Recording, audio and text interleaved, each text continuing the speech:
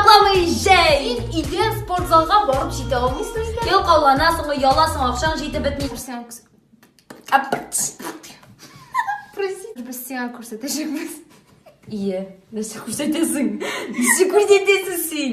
Әлеузер. Біз саған үйдегі бірнеше ұсыны көрсетешекпіз.